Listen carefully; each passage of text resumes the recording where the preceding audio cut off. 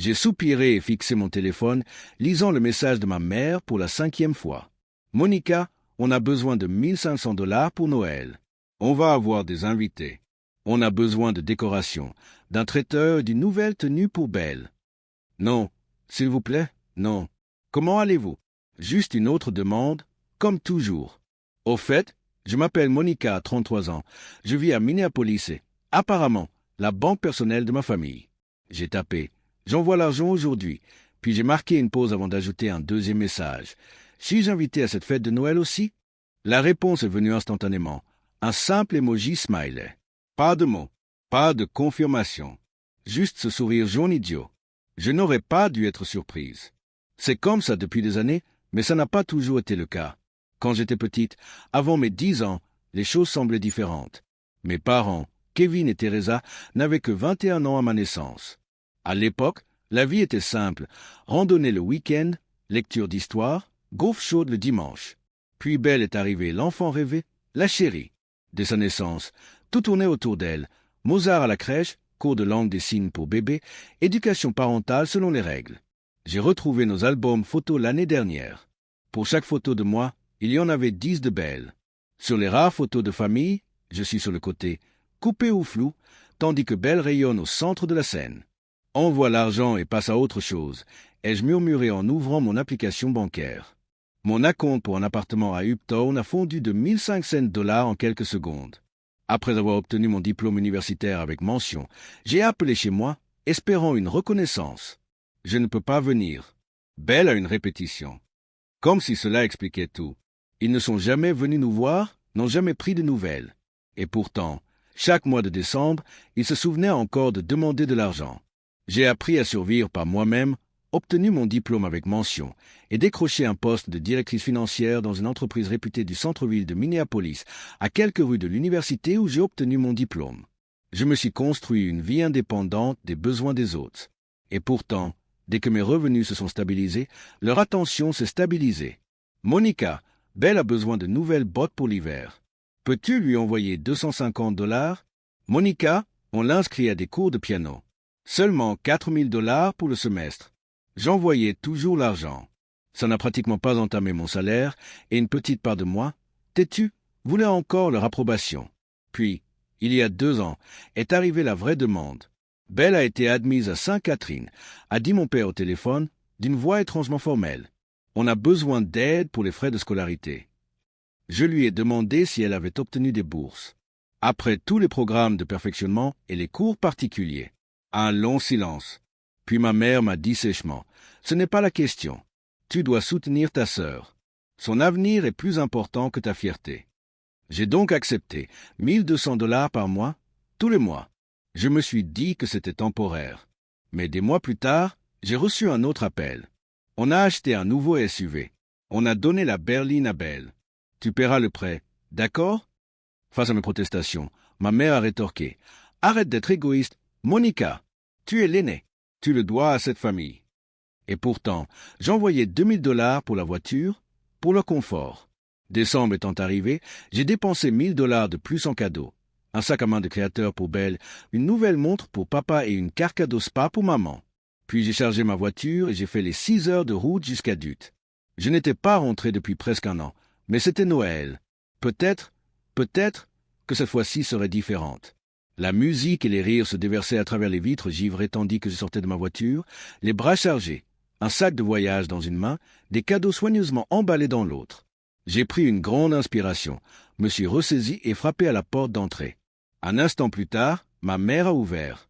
Son sourire s'est estompé dès qu'elle m'a vu. « Monica, que fais-tu ici ?»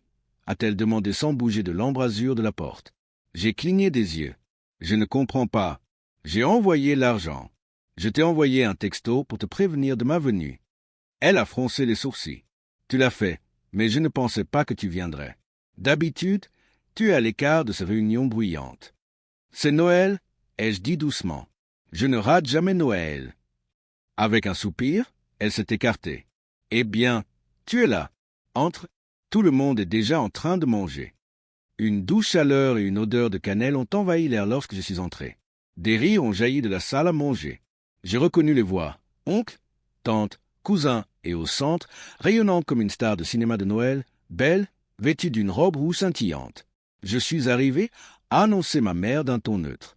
Mon père a levé les yeux. « Monica, je ne savais pas que tu venais », a-t-il dit en me serrant distraitement d'un seul bras avant de retourner discuter avec oncle Ron.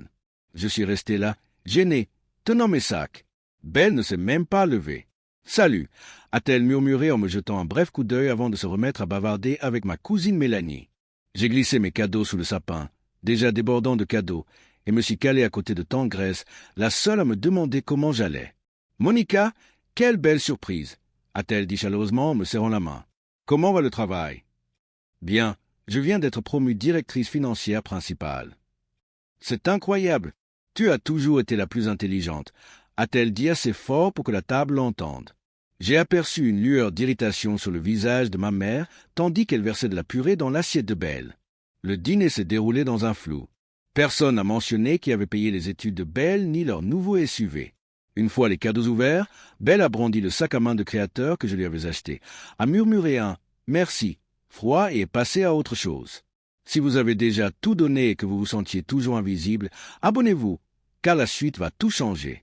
Mes parents m'ont remercié tièdement pour leurs cadeaux, mais les mots semblaient répétés, vides.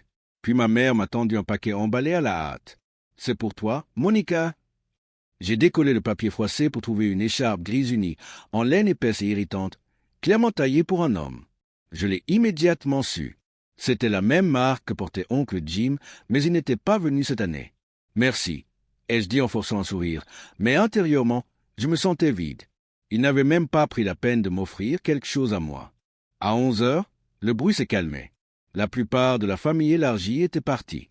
Je me suis levé, me frottant les yeux. « Je crois que je vais me coucher », ai-je dit, en attrapant déjà mon sac de voyage. Ma mère a levé les yeux de ses assiettes à dessert empilées. « Tant. Ancienne chambre est prise. Les cousins de Brennard l'utilisent. D'accord, je peux dormir sur le canapé du salon, ai-je proposé.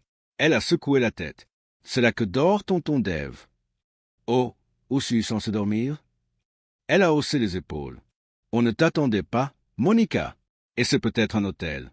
C'est la veille de Noël.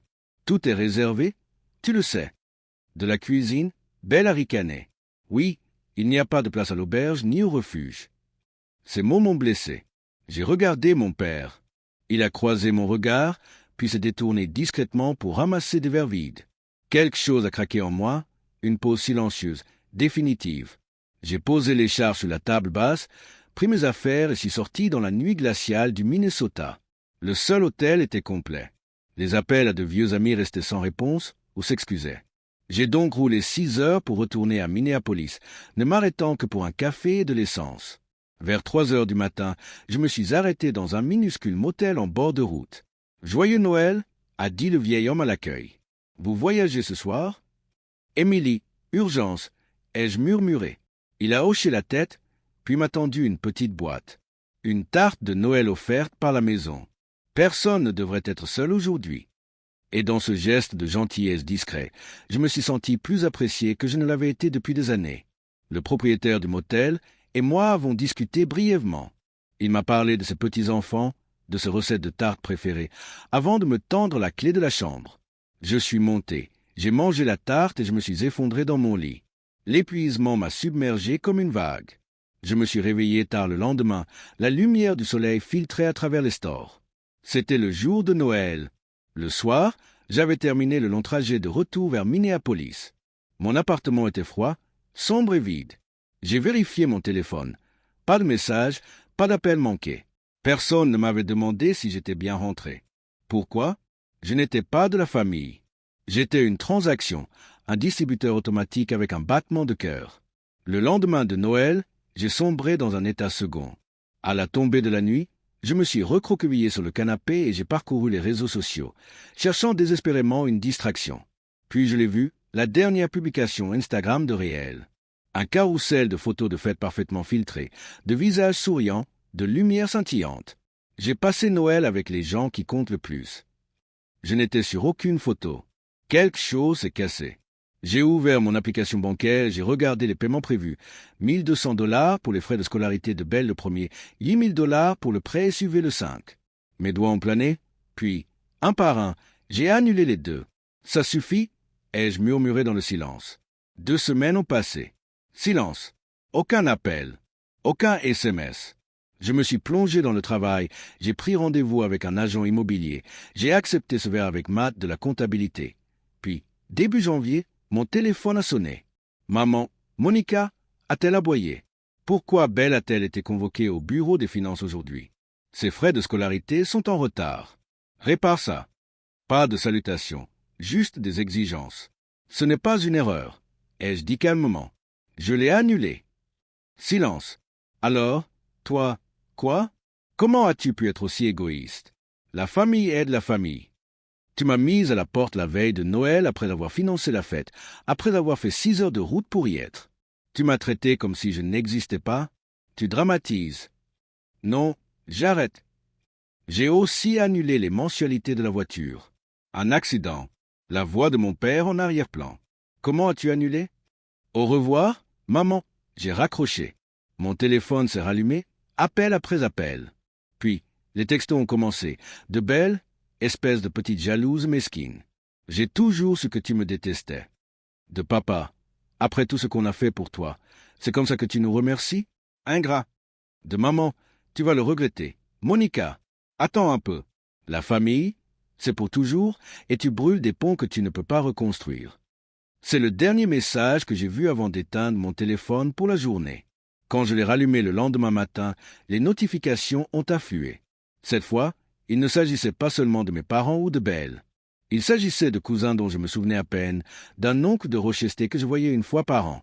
Tous répétaient le même refrain. Tu dois beaucoup à tes parents. La famille, c'est un sacrifice. J'étais sur le point de couper le son de tout le monde lorsqu'un nouveau message de tante Grace est apparu. Monica, ma chérie, on peut parler? J'aimerais vraiment entendre ta version. Je l'ai appelée immédiatement. Elle a répondu à la première sonnerie. Ta mère a raconté à tout le monde que tu avais coupé les ponts avec la famille, a-t-elle dit doucement. Qu'ils ont payé tes études, qu'ils t'ont aidé pour ta voiture, et maintenant tu refuses d'aider Riel dans leur situation difficile. J'ai laissé échapper un rire sec. Rien de tout ça n'est vrai. Lui ai-je dit. J'ai payé mes études avec une bourse complète, des petits boulots et un loyer que je payais en travaillant 30 heures par semaine. J'envoyais $1 200 par mois pour financer mes frais de scolarité et je payais les $800 de ma voiture chaque mois. Il y a eu un long silence. C'est impossible, a-t-elle murmuré. Ta mère a dit à tout le monde au dîner le mois dernier qu'il remboursait encore tes prêts étudiants et les frais de scolarité de Belle. Je n'ai jamais eu de prêts étudiants, ai-je dit, et je peux tout prouver. J'ai passé l'heure suivante à rassembler mes relevés bancaires, soulignant chaque virement récurrent. J'ai ajouté une chronologie de mes finances personnelles, de mes envois d'argent à la maison, discrètement et fidèlement, pendant des années. Puis j'ai tout envoyé par courriel à tante Grace. 1 heure plus tard, elle m'a rappelé. « Monica, je suis vraiment désolé. Ta mère a menti. Ton père l'a soutenu. » J'ai hoché la tête. Il voulait le crédit sans les frais. A-t-elle dit. « Avec ta permission. » Continua-t-elle fermement. « J'aimerais partager cela avec la famille. Il mérite de connaître la vérité. » « S'il te plaît, fais-le, dis-je. Pour la première fois depuis des années, je sentis le poids s'alléger. « Je suis fier de toi, ajouta-t-elle doucement. Et je regrette de ne pas avoir parlé plus tôt. J'ai vu comment ils t'ont traité. Je l'ai toujours fait. » Après cet appel avec tante Grace, je me suis senti plus légère que jamais.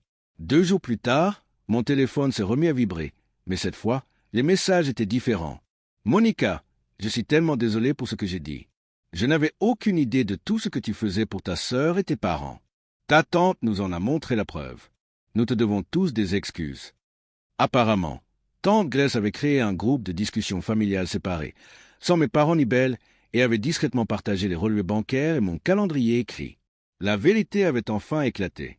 Ma cousine Émilie m'a même appelé. « Tes parents sont furieux contre tante Grace. Ils disent qu'elle monte tout le monde contre eux. » Elle n'a fait que dire la vérité. Ai-je dit. Je sais, et juste pour que tu le saches, on est de ton côté maintenant. Je ne savais pas si je voulais prendre parti, mais je devais admettre que ça faisait du bien d'être enfin vu. Les semaines suivantes, mes parents n'arrêtaient pas d'appeler. Je les ignorais, mais je lisais leurs textos. Riel n'a plus que 2 ans d'études, écrivait ma mère. Tu ne peux pas l'abandonner comme ça. On a fait des erreurs, m'a écrit mon père, mais punir ta sœur, ce n'est pas bien. Même leurs excuses faisaient de moi le méchant. Tante Grace me tenait au courant. Elle disait que mes parents recommençaient à raconter des histoires à tout va, racontant à leurs proches que j'avais déformé les faits, qu'ils m'avaient soutenu à l'université. Mais moins de gens les croyaient maintenant. Leurs déclarations ne mentaient pas. « Belle va bien ?» ai-je demandé à tante Grace lors d'un de nos appels hebdomadaires. Elle a dû s'adapter, a-t-elle dit. Ils ont vendu le nouveau SUV et lui ont rendu l'ancienne voiture, mais même ça n'a pas duré. Elle prend le bus maintenant. J'ai ressenti une pointe de culpabilité, mais je l'ai laissé passer. Elle est encore à l'école? Oui, tes parents ont fait tout un plat des sacrifices qu'ils devaient faire pour la garder. Plus de vêtements de marque, ni de dîner au grill. Belle a dû trouver un emploi à temps partiel au café du campus. Ta mère se plaint de n'avoir presque plus de temps pour une vie sociale. J'ai souri. Ça ressemble beaucoup à mon expérience universitaire. Je sais, a soupiré Grace. J'aurais dû parler plus tôt. Ils vous ont toujours traité si différemment, Belle et toi. De l'eau a coulé sous les ponts, ai-je répondu, même si nous savions tous les deux que ce n'était pas tout à fait vrai. Certaines blessures mettent du temps à se refermer. Le printemps a laissé place à l'été. Je suis resté concentré, travaillant, économisant, construisant la vie dont j'avais toujours rêvé. J'avais commencé à sortir avec quelqu'un d'autre, Alex. Stable, gentil, les pieds sur terre. Il valorisait l'effort, respectait les limites et ne me rabaissait jamais. Je lui ai parlé de ma famille très tôt. Il n'a pas broché. Il s'est contenté d'écouter. Un soir de juin, la curiosité m'a piqué. J'ai consulté l'Instagram de Belle pour la première fois depuis des mois. Fini les soirées glamour, les robes de créateurs, les légendes tapac s'engravent l'œil. Ces derniers postes étaient plus sobres, manuels scolaires, l'attard du café, citations sur la résilience. La vie est plus dure que je ne le pensais. Rien de ce qui vaut la peine n'est gratuit. Je fixais l'écran, les émotions mêlées. Une part de moi se sentait justifiée. Elle goûtait enfin à la réalité que je vivais depuis mes 18 ans. Mais une autre part était triste. Nous avions été piégés dès le départ, façonnés par des attentes qu'aucun de nous deux n'avait souhaitées. Je n'ai pas tendu la main. Pas encore. Les blessures palpitaient encore sous la surface. À l'automne, j'avais économisé suffisamment pour verser un acompte sur un élégant petit appartement près de mon bureau. La signature de ces papiers hypothécaires a été un triomphe personnel silencieux. « Félicitations, propriétaire » dit Alex en souriant en me tendant les clés. Il repeignit les murs, construisit des étagères et m'a donné l'impression d'être chez moi. Pour une fois, je n'étais pas seul. Un an après ce Noël, je n'avais toujours pas parlé à mes parents ni à Belle. Le dernier message de mon père arriva en octobre. « Tu nous manques, Monica. Quand tu seras prête, on sera là. » Je ne répondis pas. Je n'étais pas prêt. Je n'étais pas sûr de le devenir un jour. Tante Grace resta mon seul lien avec la famille. En novembre, nous nous retrouvâmes pour prendre un café. « La réalité est différente maintenant, » me dit-elle. « Tu travailles toujours, tu étudies toujours. Tes parents pourraient t'aider, mais elle insiste. »« Tant mieux pour elle, » dis-je, et pour une fois, je le pensais vraiment. « Tu as déjà pensé à renouer avec eux ?» demanda doucement tante Grace. Je bus une longue gorgée de café. Parfois, avouai-je, mais je me souviens de Noël. Les mensonges. Être mis à la porte après avoir financé leur fête. Elle m'a serré la main. « Tu ne leur dois rien, Monica. Je veux juste que tu sois heureuse. » Je le suis, ai-je dit, et j'ai réalisé que je le pensais vraiment. Ce soir-là, alors que nous cuisinions avec Alex dans notre petite cuisine, mon téléphone a vibré. Un message de Belle. « La vie est dure, et c'est normal. C'est comme ça qu'on grandit. » J'ai souri. Peut-être y avait-il de l'espoir pour elle. Peut-être. Mais quoi qu'il en soit, j'étais en paix. J'étais enfin revenu à moi-même. Si mon histoire vous a touché, n'hésitez pas à me raconter votre histoire. Laissez un commentaire, dites-moi ce que vous auriez fait ou partagez la vôtre. Votre soutien me rappelle que quitter une famille toxique n'est pas une faiblesse, mais une force. Et si ce n'est pas déjà fait, abonnez-vous. Ce voyage n'est pas terminé.